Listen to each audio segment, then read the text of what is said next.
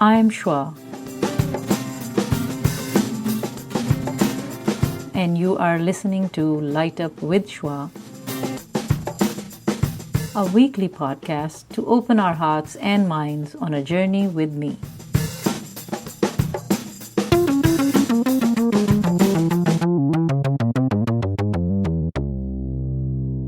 This is part 2, the 50th special episode. So stay tuned and enjoy.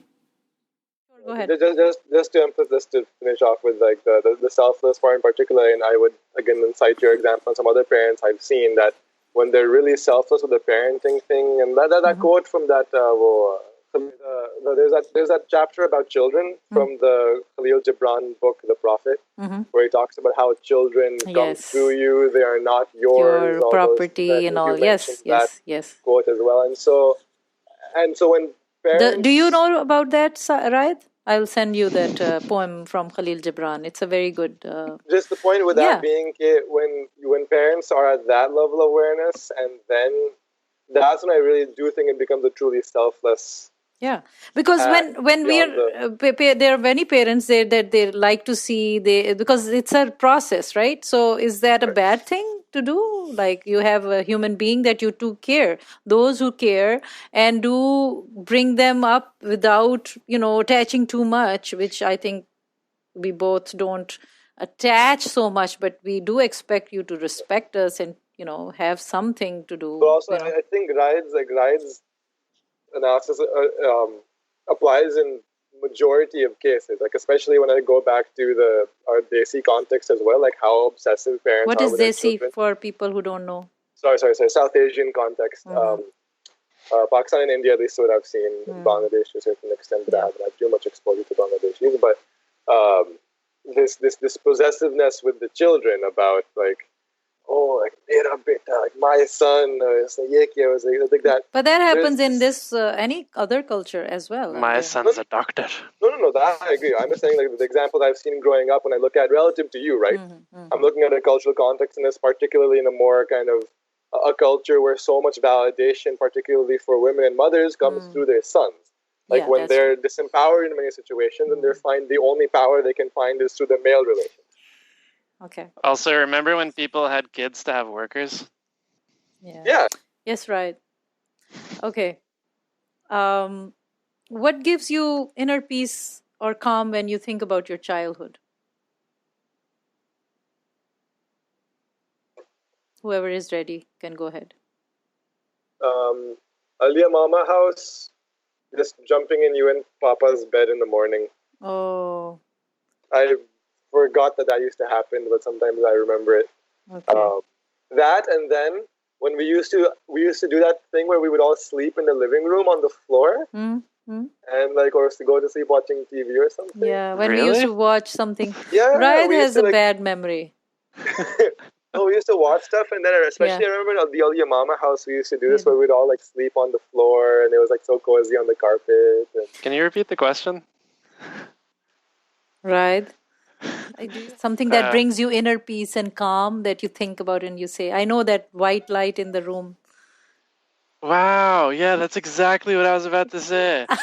Just like in Alia Mama in that bedroom, the curtains wouldn't be quite closed, but just that sliver of light right in the middle, I would wake up to it, and I'd be like the first one awake. And I don't know, I was always just... No, he was first to be awake on the weekend.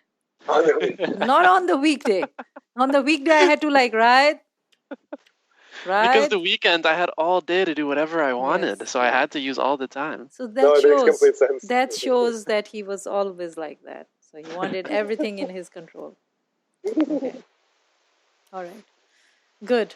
I'm hoping to have an interview in Urdu as well from both of you. So that will be a good example for me and for others to know that I have taught my children to read and write in Urdu as well. So, Raaid, you better. I'm going to test that. What does this say? Exactly. All right. Do you like being a son, or you both? As opposed to a daughter. In your role, I mean to say. I don't know any alternatives, so yes. Maybe that question is not exactly what... Okay. So, do you prefer not being a son and being just by yourself as an individual? I can answer. Yes, please go ahead. That's a very loaded question because ultimately we don't we exist because of our parents' decision. Yeah. We had no agency. Or mistake in some cases. Not us. But... Yeah, no. Okay, thank you. Yes. Yes. Okay. Okay, I will not edit this. That's a very valid point. Okay. That some people also do exist unintentionally. Which is... So let's move on to another question. This will be especially for Raaid also a good question. That what is the value of schools and colleges that you attended? Did they teach you life lessons, and what did you really learn? Thinking skills, or what did you like and dislike about it? It's a loaded. Okay, maybe it's a loaded question again. So talk about because you're young, and I want young people to hear you. Do you want to go first, Saaid, or I'll try to keep my thing concise and not go on a rant. You can rant about it, but also talk about the good stuff. Has balance of our perspective. Okay. Personally, and I apologize if this comes off as cocky and douchey, but K through 12 was partially a waste of time, in my opinion, because of the way they organized it. I felt that I and many of my classmates at various times were far more capable than what they were teaching us, and we were not challenged and not engaged properly.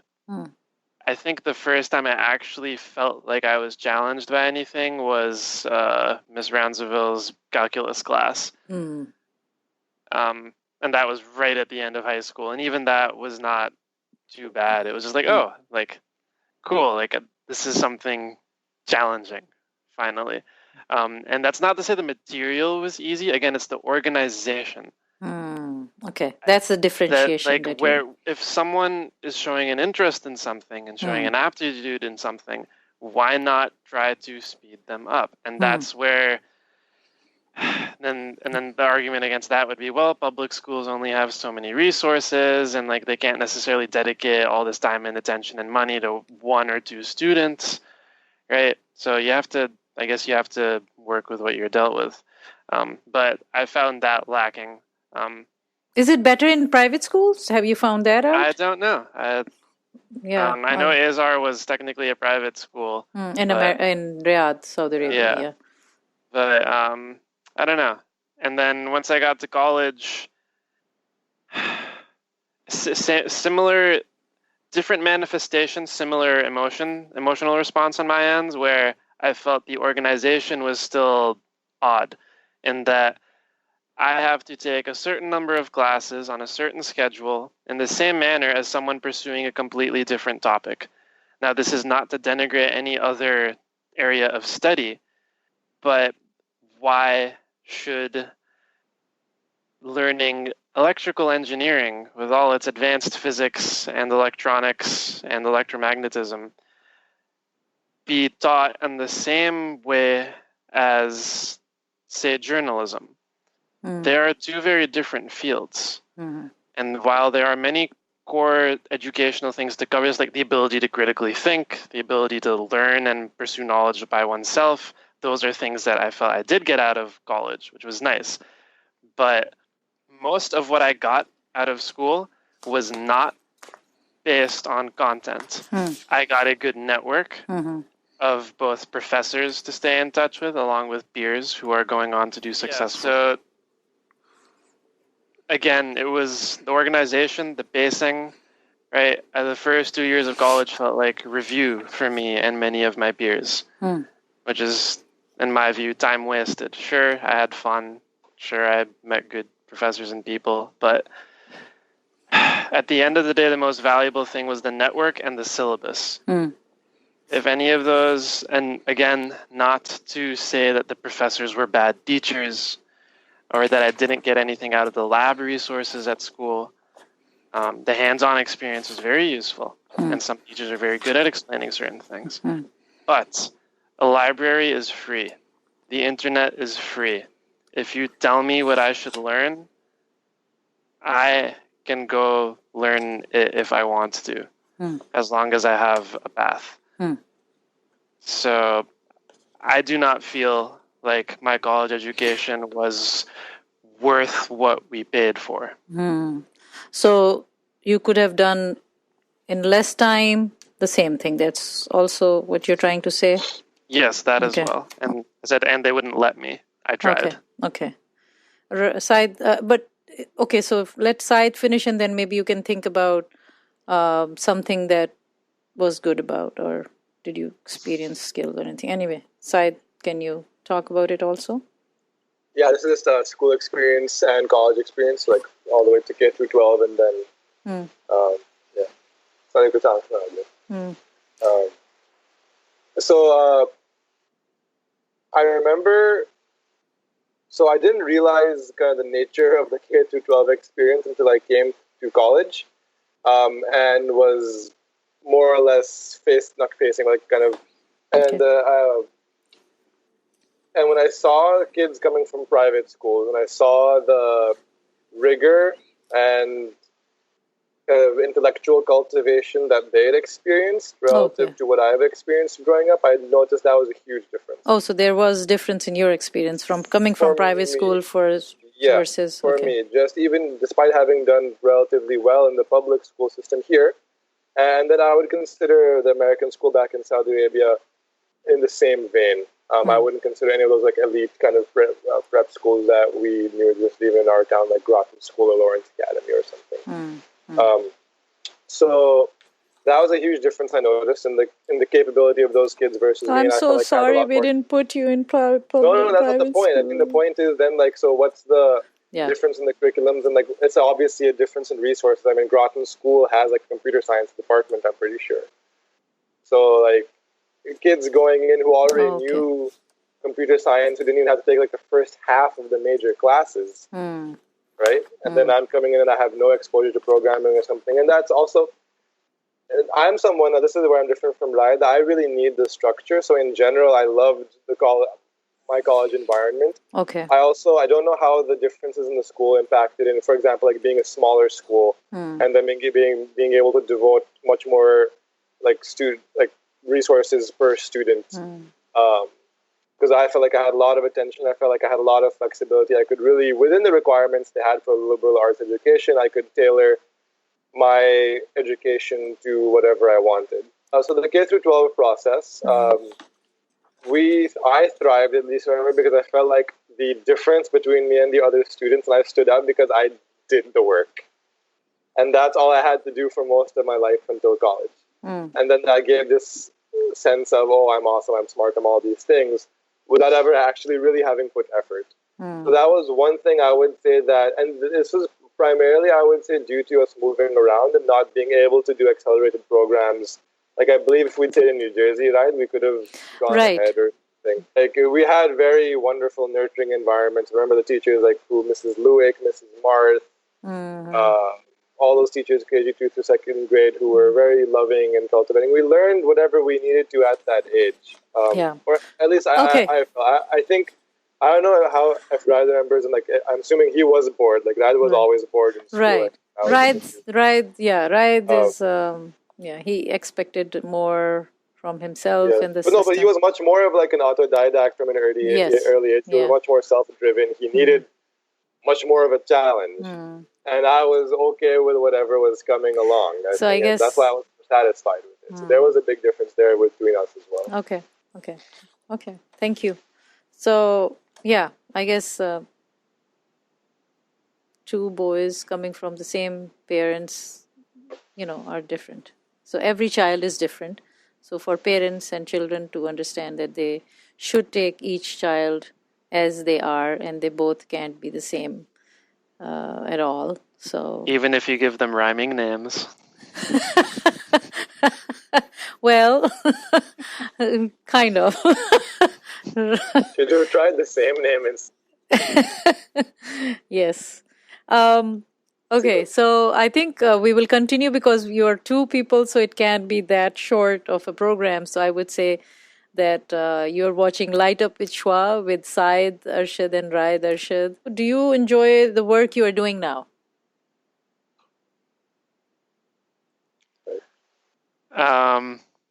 Wonder if Michael will hear this. Probably not. I enjoy wearing many hats, and that's the part I've really enjoyed at being at this startup. I like not being a cog in a machine. I like that I have to chime in on some marketing decision here. Not that it's my call, but like I have input. Similar thing on some of the business end. I like that I get to essentially be a product manager and product designer as well as a software architect, as well as an actual software engineer and developer. And I feel like I've learned a lot, and I've been very happy with it. Is this my dream job? Probably not. Okay. All right, Saaid.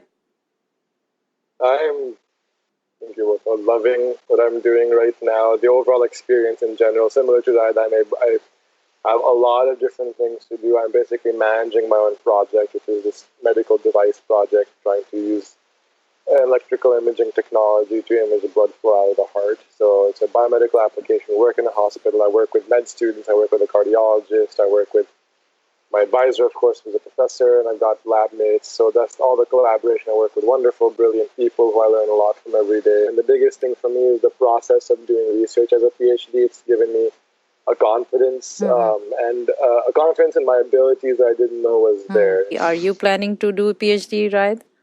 Absolutely not. Okay. Wow, that was strong. Okay. Sorry, Dad. So do you dislike anything in Saaid, because you love everything what you're doing with your PhD and all the related hats that you wear? You both are in music. You like that. That is different than what you work. I mean, your work is, right? Okay. So do we dislike anything in our job, or anything in your? Sometimes it feels too open-ended, but not so strong. Okay, but strong in terms of like you don't really dislike that so often. But Raaid is more. So we'll talk about Raaid's future plans later. If I could just add a short thing to my work thing is that I'm happy at my job. Okay. But I see it as a stepping stone to where I want to get. Okay. All right. My ultimate philanthropic vision is to help get clean water and clean energy to as many places as possible. Okay. That's what I was trying to get to. I know that you were big on that. And Saaid, do you have any interest in that area, or do you feel that we should pay attention to environment in some way or the other? No, I hate the environment. Obviously, it's. I mean, well, not obviously, but like it's really. This again really comes to your topic of awareness in terms of I don't have the same clarity of goals in terms of what I want to do long term, but I know in terms of my own lifestyle and my principles I want to live by, being aware of the impact I'm having on the environment is essential. Like it's just as part of my faith as well. It's something integral that I need to really think about at higher and higher levels as I go through my life, especially living in this country where our impact is much more pronounced, consuming huge amounts of resources for our daily life. Okay, thank you. All right, what do you like about yourself? Raaid or Saaid or Saaid?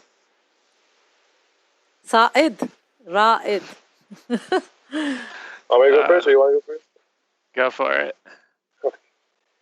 Like about myself? It's not that hard. I have so much to choose from, you know. Oh. A big thing I would say is I think we were lucky to have a voracious appetite to learn and read instilled in us.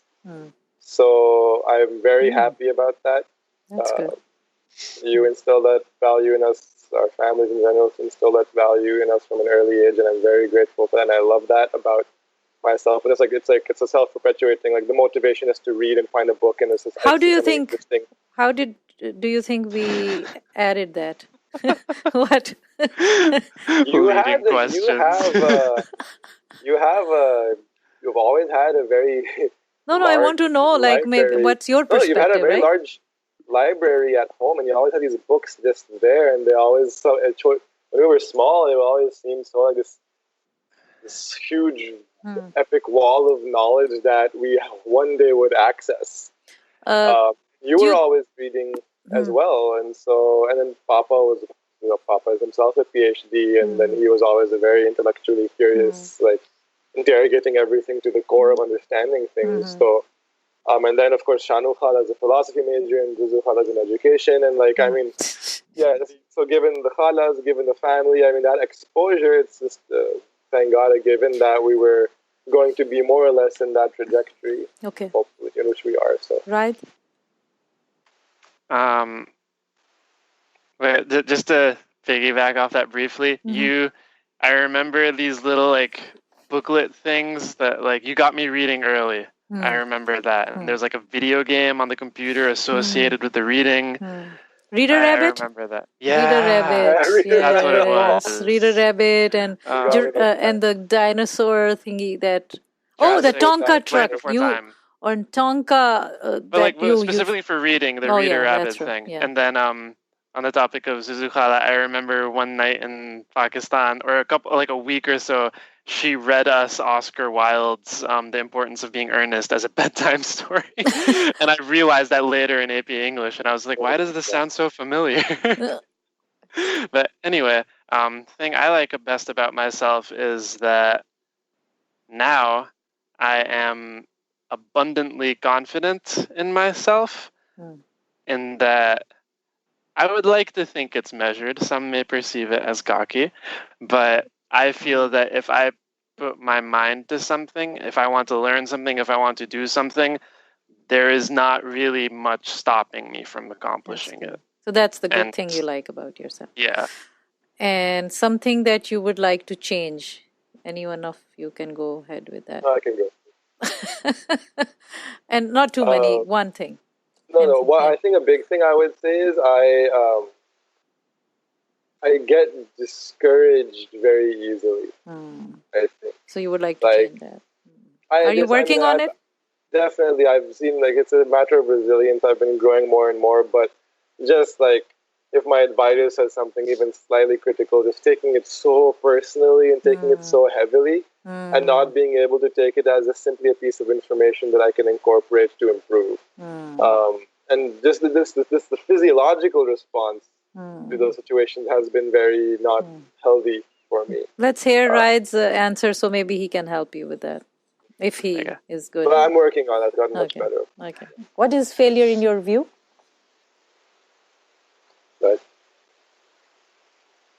A learning experience. What is success in your view? Achieving a goal.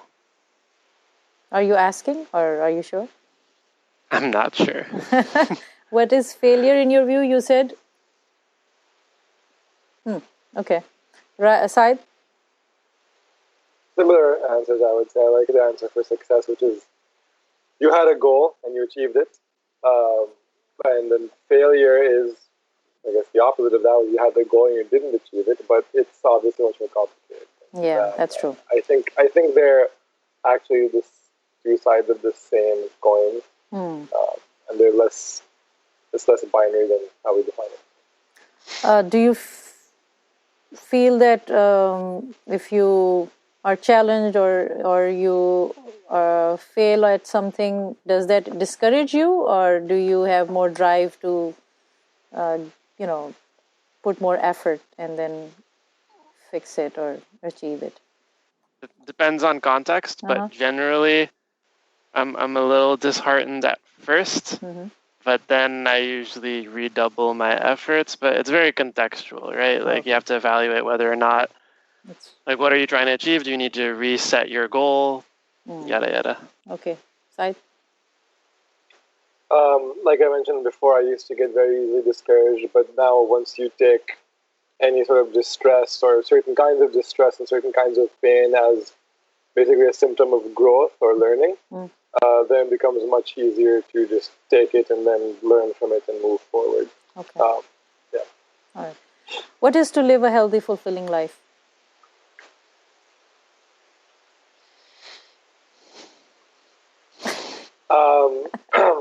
So many things. Just one. I think the most important things are what's the impact you're having on the people in the communities around you. If it's positive for your community and for yourself, then I think that's a good definition of a healthy, fulfilling life. Because to me, ultimately, people matter the most.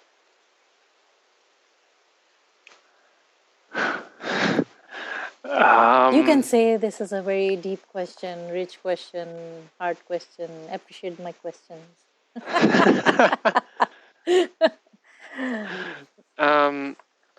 Oh, you still didn't. Okay. I'm thinking. So just by virtue of my lack of answer, you can pat yourself on the back. Healthy and fulfilling life is, I don't know, living in a way that you are like at peace with yourself and your surroundings and those around you. So do you feel, both of you feel fulfilled? Not entirely, but getting there. Okay. How important are relationships for you? Humans are social creatures, and without relationships, we would pretty much die, so very. Saaid, any different answer or similar? Are Same you twins? I think they're the most important. For me, at least, human relationships are the most important for me aspects of the human experience. Can you live without them? In theory, sure, you can survive like a certain amount of time without people, but ultimately it's going to be very, very, very difficult. What really matters to you?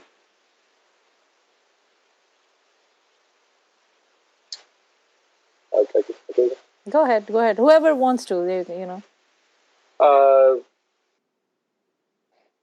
Core principles and then people. So core principles must have give for me my faith and the values it asks for, in particular kindness, compassion, and mercy, and showing that towards every person I meet. And then the people who I relate to on a daily basis and in life in general, and who I choose to keep in my life. I don't know what matters to me. I'm still figuring it out. Okay. There's a lot of things that do, but I don't know what is the driving one. Okay. What completes you? Music. Not listening to it, making it. Okay.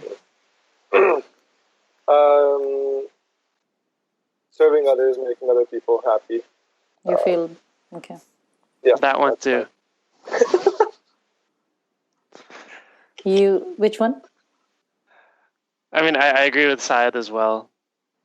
Okay. That completes you? I'm trying to think of what is fulfilling to me. So yeah, like being a TA, just helping people learn something was very, very satisfying. Yeah. What is love for you? Let's put it this way. Difficult question? No, I immediately think, what is love? Baby, don't hurt me. Yes. It's a feeling, and more so, it's a decision and an action. Saaid? Yeah, I agree. In particular, I'll add love is really for me at least, being able to put aside yourself and really focus on the other and what they need, and it incorporates the whole feeling and the action and the sense of commitment also as well. Yeah. Wow. Thank you for watching part 2, this 50th special episode with Saaid and Raaid. I hope you've enjoyed so far. And now, please, next week, stay tuned for part 3 with them.